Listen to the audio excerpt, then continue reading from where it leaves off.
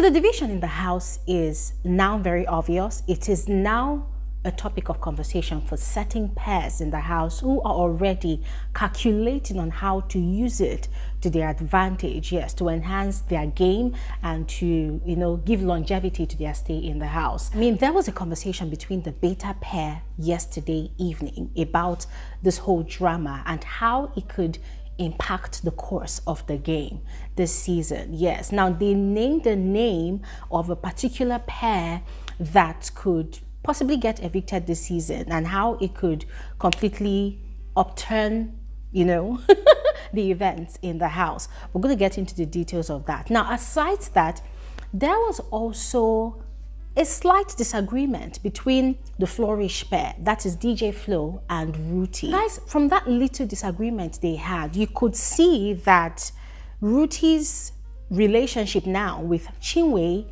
is sort of creating a crack in her friendship with DJ Flo. I can't wait to fill you in on the details of that particular drama, yes. But then finally, there was the conversation between Sooj and Victoria in the dressing area of the house, where Victoria calmly friend-zoned Sooj.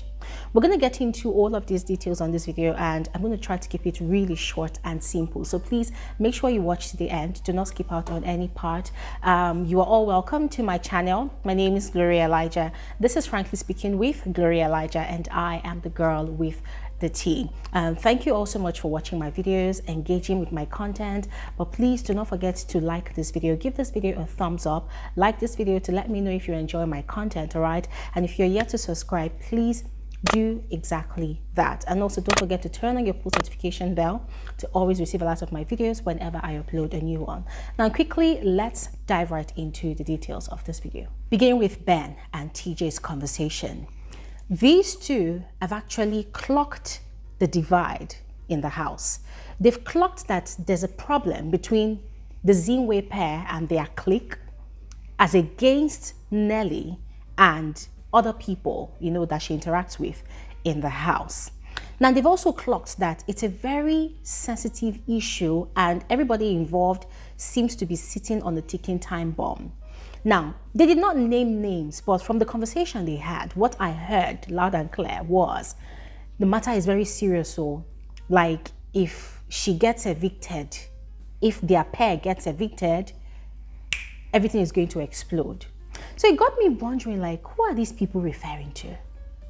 Who are they referring to? Because, guys, it's making me wonder, like, okay, could it be that they're actually referring to Chinwe? Because it's certainly not Nelly. Because after that conversation, it seemed as though Ben wanted to instigate something. And it seemed as though there had been an issue earlier. So Ben had gone to the kitchen to iron out whatever had happened with Ruthie. And it seemed like the conversation was getting heated. Not like they were arguing or anything, but they were both trying to set the record straight about whatever had transpired between them earlier. Chinwe was in the lounge when that whole conversation was happening in the kitchen. And before we knew it, Chinwe had marched to the kitchen. She was like the defender of champions. Yes, she had marched to the kitchen without any invitation. The moment she got there, she positioned herself right beside these two grown adults that were having a reconciliatory conversation. And then she had this straight face like, I'm waiting to see what's going to happen. Like she was just ready for a fight. You could tell that she was ready for a fight, for whatever. But then, you know what they say? Shame the devil, not like Chinwe is the devil, please. But just that phrase, right? Ruthie and Ben, they sorted out their differences and they started laughing, and it became a joke. More people came into the kitchen at that point in time and they were just cracking jokes and they were just laughing and just gisting like normal. And you could see that there was this look of disappointment on Chinwe's face. It was as though she was fully prepared for some highlights just from that conversation. Yeah. So she stood there for a while. People were gisting and smiling and laughing, and she wasn't particularly smiling or even laughing. But then later on, she was distracted by something about what was happening with what somebody was preparing to be cooked, and that was how the matter died down. Guys, I was looking at Chinwe like this. I said, chai, chai. that this whole drama could either go two ways for Chinwe. Now, let's all remember that the ultimate fate of housemates that get evicted from the show this season lies in the hands of their fellow housemates inside the house. Us, the viewers, we are only at the beginning of this process. And what is our role in all of this? We vote, right? We vote to get the bottom four. So that means the usual voting system that involves the voters having all the power, it's not the end, it's actually at the beginning. Yeah, we're just at the beginning. Then the housemates in that house, they make the final decision via their eviction nominations, that they do on the day of the live eviction show. So it could either go both ways. It's either the viewers will enjoy all of this drama that Chinwe is actually dishing out, right, and vote her to stay, to be on the top, to top the charts of the voting system, or it's either they're completely indifferent and would rather have people that can play mind games, right?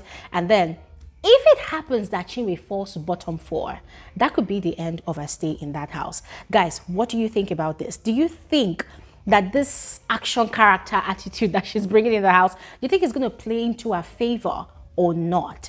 Let me know in the comment section below. Now, still speaking about Ben, after he had resolved his issues with Ruthie in the kitchen, he had gone back to the dining table where some of the housemates were actually strategizing and discussing their wager task presentation. And there he had sat in between, what's her name, Nelly. Okay, first he had sat with Nelly, having a conversation with Nelly, and they were just gisting, and then later on Anita joined them. And that was when Nelly had spilled something about a particular sheep, or probably blooming sheep, in the house. Now, I do not know if she was actually referring to the Sean and Wani sheep, or Mayor and the up-and-coming Ruthie's relationship. I don't know which one she was referring to because I did not hear names. But what she had mentioned was the guy in that situationship had approached her and she had teased the person by saying, "Oh, where's your girlfriend? Go and meet your girlfriend." And the person has said, girlfriend, that they are just catching cruise. He is just catching cruise with the person in the house, that he does not think that outside the house there's a possibility that they will be together. Ladies and gentlemen, see, at that point, I felt like crying because I so badly wanted to hear the name of this male housemate that she just exposed. But I'm going to do my findings to see if she's going to repeat that gist again, because I must get the name of that person. But anyways, moving on to the little, disagreements that had happened between DJ Flo and her partner, Ruthie. Now, guys, if you hear the cause of this slight disagreement, frankly speaking, you'll be so pissed. Because it was something so insignificant, something so little, which made me, ponder on it for a bit, that, okay, could it just be this reason, or could there be more to it? Now, what am I saying? So, at the moment, as I've mentioned before, the housemates are all, working on their wager task presentation, but not as effectively, or should I say, enthusiastically as they should, because they've been sleeping a lot. Guys, they've been sleeping a lot. As a matter of fact, yesterday evening, Big Brother had to open the gym and play some music just so that the house could be lively. They are complaining of hunger. They are complaining that they don't have food in the house. And they've been begging Biggie for food. They've been begging for food supplies. And Big Brother, out of his magnanimity, had been so generous as to, give them free food on Monday, but had equally reminded them to ensure that they won their wager so that they could have enough food to go around to eat. But ladies and gentlemen, these housemates, though they've been trying, right, but most of the time they fall into that temptation of sleeping during the day.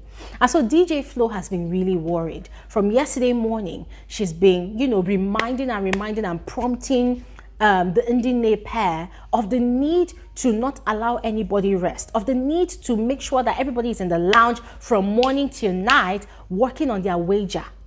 Because even as at yesterday, they were still dealing and dallying over ideas. They had not come to any concrete, conclusions about their ideas. Even yesterday, after they had received supplies, to create their pieces for this presentation, they were still changing and altering ideas. It is that bad. So yesterday, DJ Flo went around waking people up, that they should come down. That was in the evening. They should come downstairs so that they could rehearse for this thing. And then one of those people that she had actually woken up from sleep was her partner, Ruthie. And Ruthie picked offense with that. She was so upset that she literally was having a go at DJ Flo. And DJ Flo was quite taken aback, because for her, it was quite surprising that Ruthie was getting annoyed over what exactly, that she woke her up from sleep to come participate in their rehearsals. But Ruthie wasn't finding it funny. And guys, what really pissed me off, to be quite frank with you, was the fact that she was having a go at DJ Flo like that in the presence of Chinwe. Chinwe was there. And Chinwe is like their mother in the house. I don't know what it is, but it seems as though these two friends are kind of loyal to a fault to Chinwe, to the point that it looks as though they are worshiping her in that house. Guys, that is what it looks like. It goes to the point where DJ Flo literally, it's like they give daily reports to Chinwe. And it makes me wonder, like, oh wow, for two ladies with such strong personalities, why would you allow yourself to shrink whenever you get close to Chinwe? Why? So Ruthie was having a go at DJ Flo, and DJ Flo was quite upset, and then she was quiet, and Ruthie was even reporting DJ Flo to Chinwe, who was there. And Chinwe, I like the fact that she wasn't really involving herself in their dispute, but Ruthie did not even deem it fit to, at that point in time, or probably just later, resolve their differences. But instead, she now started completely ignoring DJ Flo and having light-hearted conversations with Chinwe, as though, yes, Chinwe is her best friend, F DJ Flo.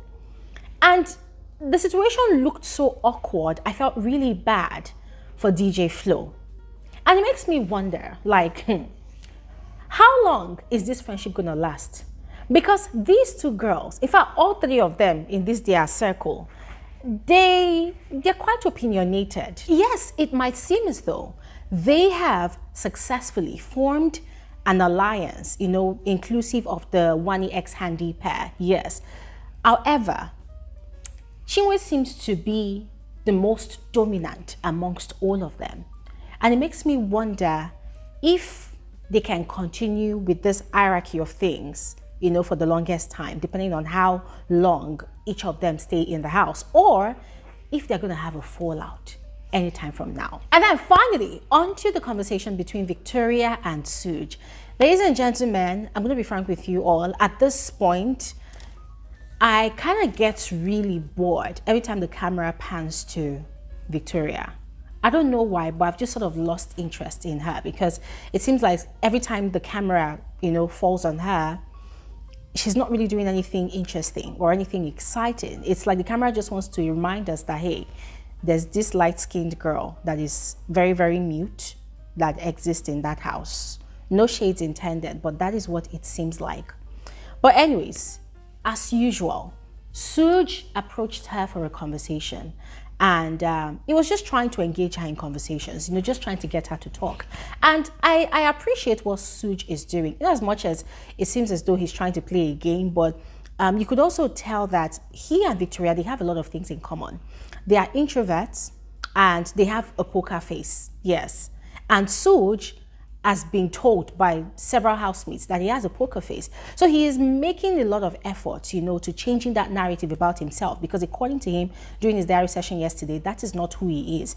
He's just a very reserved person, yes. But now he's putting in the work to go out of his way to prove to these people that he's actually a very friendly person, So because he knows how it feels, every time he sees Victoria by herself, he tries to engage her in conversations just so that she loosens up. And that was exactly what he told her yesterday.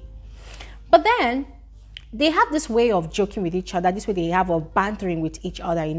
She'll be like, I don't want to talk to you. And he'll be like, why? She'll say, oh, because you go and tell your friends, you go and tell Sean and Tofa everything I said. And you'll be like, oh, am I not your friend again?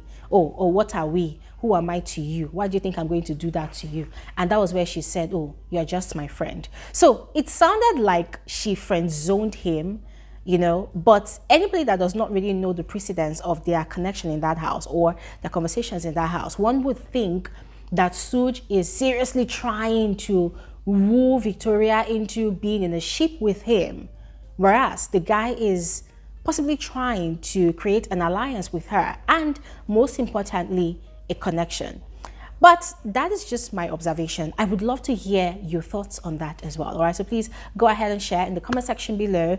I will see you all on another video soon, as this is all I have to share on this one. All right, thanks for watching and have an amazing day. Bye.